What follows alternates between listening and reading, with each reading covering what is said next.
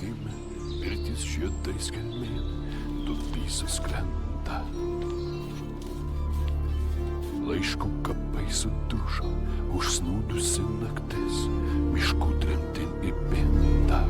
Mes tik randam atsakymą dienoraštyje, tačiau norėtųsi išgirsti ir gyvą žodį.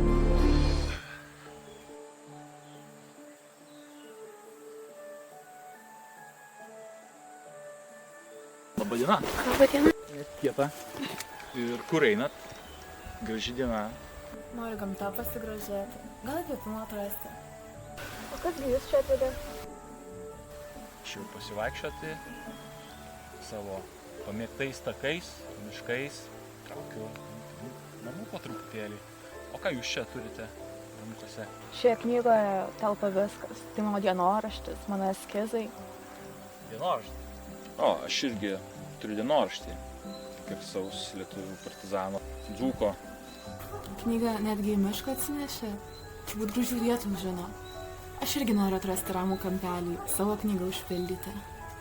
Tikrai galėčiau vieną tokią parodyti. 90-aisiais mes buvom kaip aukso ieškotojai, bet kiekviena nuotrauka partizaniška, kiekvienas dokumentas, senas laikraštis buvo be galo vertingi. Didelis atradimo džiaugsmas ir jaučiausi kaip devintam dangui.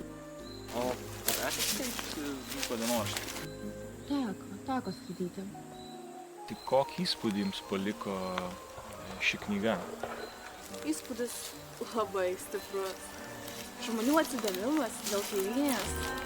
Tai kažkas neapsako. O kągi jūs šioje knygoje atradėte? Iš tiesų, tai čia yra lobynai. Pirmiausia, Dzūką Lengvaną Baliukevičių iš kitų išskiria turbūt gebėjimas papasakoti partizaninę kovą savo dienoraštyje. Pasakoti partizaninį gyvenimą talentingai, jautriai, įtaigiai ir labai nedaugelis partizanų tokius gebėjimus turėjo. Visgi tai buvo paprasti kaimo vyrai. Tas dienoraštis būtent suteikia galimybę nors kažkiek prisiliesti prie to gyvenimo pusių. Nepalieka abejingų.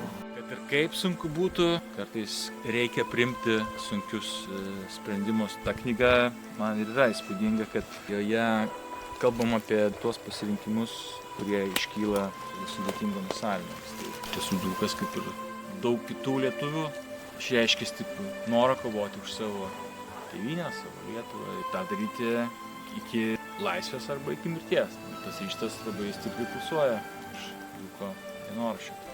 Džiugu, kad Dzūkas visą istoriją žodžiais įamžino. Dzūko dienoraštis yra kaip paminklas lietuvių laisvės kovai. Kartais jas paklausiu, kaip būtų šiandien. Svarbu ir tai, kad mes tą istorinę atmintį saugome, kad nebūtų užmiršta jų laisvės kaina.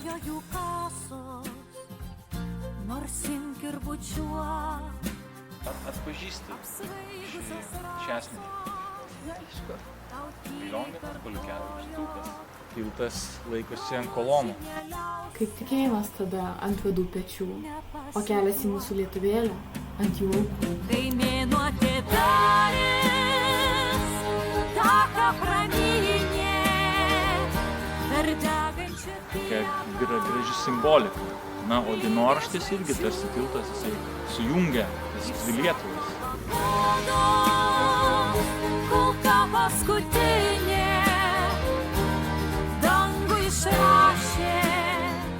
Nesvetimieji, o patys lietuviai rinktųsi savo likimą, dėl to ir buvo kovojama. Partizanai visą laiką tikėjo, kad Lietuva bus laisva. Ir jinai yra laisva. Tai ką svajojo Dzūkas, Vanagas, kiti tauriausi Lietuvos sūnūs.